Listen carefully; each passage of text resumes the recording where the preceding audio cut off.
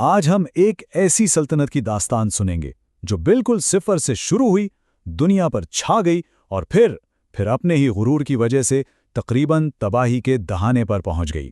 یہ عثمانیوں کی ابتدائی 150 سال کی کہانی ہے، ایک ایسی کہانی جو واقعی حیران کر دیتی ہے۔ ذرا تصور کریں، ایک ایسا سلطان جس کے نام سے پورا یورپ کانپتا تھا، آج زنجیروں میں جھگڑا کھڑا ہے۔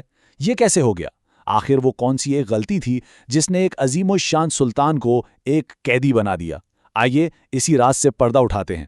تو اس کہانی کی شروعات ہوتی ہے آج سے بہت پہلے، اناتولیا کی سرزمین پر۔ اس وقت سلجوقی سلطنت بکھر چکی تھی اور ہر طرف چھوٹی چھوٹی ریاستیں آپس میں لڑ رہی تھیں۔ کسی کو نہیں معلوم تھا کہ مستقبل میں کیا ہونے والا ہے۔ اسی افراتفری کے عالم میں عثمان اول نام کا ایک نڈر سردار ابھرا۔ اس نے اپنے ارد گرد غازی جنگجیوں کو اکٹھا کرنا شروع کر دیا۔ یہ وہ بہادر سپاہی تھے جو اسلام کے نام پر لڑتے تھے اور جن کا مقصد فتوحات حاصل کرنا تھا۔ کہا جاتا ہے کہ یہ صرف ایک خواب نہیں تھا، بلکہ ایک پوری قوم کی تقدیر کا اشارہ تھا۔ ایک چھوٹے سے قبیلے سے ایک عالمی سلطنت بننے کا سفر سمجھیں کہ اسی خواب سے شروع ہوا تھا۔ اور پھر عثمان کے بعد آنے والوں نے اس خواب کو سچ کرنا شروع کر دیا۔ ایک کے بعد ایک شہر فتح ہوتا گیا، سلطنت پھیلتی گئی اور عثمانیوں کی بنیادیں مضبوط ہوتی گئیں۔ لیکن یہ تو صرف شروعات تھی، اصل طوفان تو ابھی آنا باقی تھا۔ اور پھر تخت پر آیا بایزید اول، ایک ایسا سلطان جس کی رفتار بجلی جیسی تھی اور جس کے ارادے آسمان سے بھی بلند تھے۔ اس کے آنے سے عثمانی سلطنت کی تاریخ کا رخ ہی بدل گیا۔ اسے یلدرم کہا جاتا تھا، یعنی بجلی۔ کیوں؟ کیونکہ وہ اتنی تیزی سے حرکت کرتا تھا کہ دشمنوں کو پتہ ہی نہیں چلتا تھا کہ حملہ کہاں سے ہوا ہے۔ لوگ کہتے تھے کہ وہ کوئی عام انسان نہیں بلکہ ہوا کی طرح سفر کرتا ہے۔ اس بات سے اندازہ لگائیں، صرف 1 سال کے اندر بایزید نے اپنی پوری فوج کو یورپ اور ایشیا کے بیچ 7 بار ادھر سے ادھر منتقل کیا۔ یہ اس زمانے میں ایک ناقابل یقین بات تھی۔ اسی وجہ سے اس کے دشمن اس کے نام تک سے ڈرتے تھے۔ نکوپولس کی جنگ میں بایزید نے یورپ کی تاریخ کی سب سے بڑی متحدہ فوج کو چند ہی گھنٹوں میں شکست دے دی۔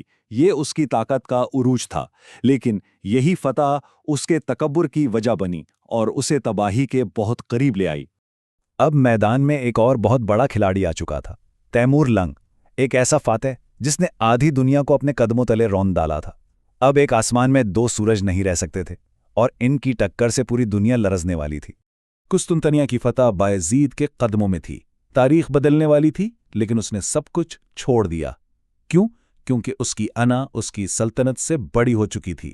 اس نے تاریخ بنانے کے بجائے تیمور سے اپنی ذاتی جنگ لڑنے کا فیصلہ کر لیا۔ تیمور نے بایزید کو ایک خط لکھا جس میں اس نے اسے ایک چونٹی کہا جو ہاتھیوں سے لڑنے چلی ہے۔ یہ صرف ایک خط نہیں تھا بلکہ بایزید کی غیرت پر ایک کھلا حملہ تھا۔ اور بایزید نے بھی اسی زبان میں جواب دیا۔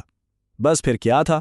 2 سلطنتوں کی جنگ اب 2 لوگوں کی انا کی جنگ بن گئی، اور اسی ایک فیصلے نے عثمانی سلطنت کی تقدیر پر تباہی کی مہر لگا دی۔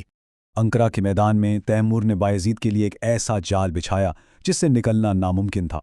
اس نے پہلے پانی کے ذخیروں پر قبضہ کر کے عثمانی فوج کو پیاسا کر دیا، پھر جنگی ہاتھیوں سے ان کی صفیں توڑ دیں اور آخر میں بایزید کے اپنے ہی سپاہیوں سے غداری کروا دی۔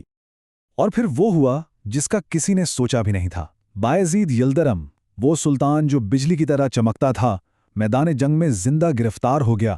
یہ صرف ایک سلطان کی شکست نہیں تھی بلکہ پوری اسلامی دنیا کے لیے ایک بہت بڑا صدمہ تھا۔ انقرہ کی شکست کے بعد بایزید نے جو کچھ بھی بنایا تھا وہ تاش کے پتوں کی طرح بکھر گیا۔ اس کی گرفتاری نے ایک ایسی آگ بھڑکا دی جس نے پوری سلطنت کو اپنی لپیٹ میں لے لیا۔ اگلے 11 سال تک، سوچئے پورے 11 سال تک عثمانی سلطنت کا کوئی ایک حکمران نہیں تھا۔ ہر طرف خانہ جنگی اور افراتفری تھی۔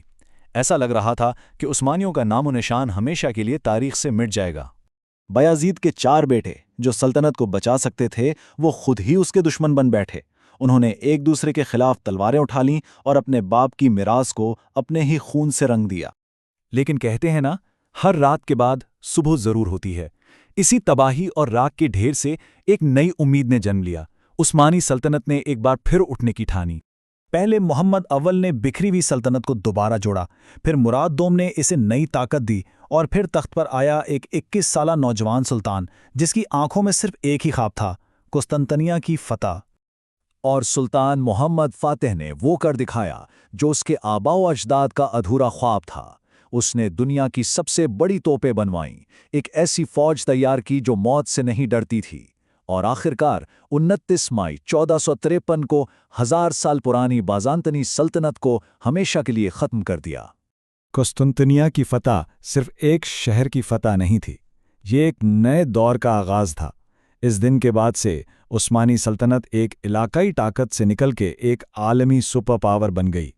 تو یہ تھی عثمانیوں کی 150 سالہ داستان۔ یہ کہانی ہمیں بتاتی ہے کہ کس طرح ایک خواب، ایک انا کی جنگ اور ایک شہر کی فتح پوری دنیا کی تاریخ کو بدل سکتی ہے۔ اور سوال یہ پیدا ہوتا ہے کہ کیا اس تاریخ سے آج بھی کچھ سیکھا جا سکتا ہے؟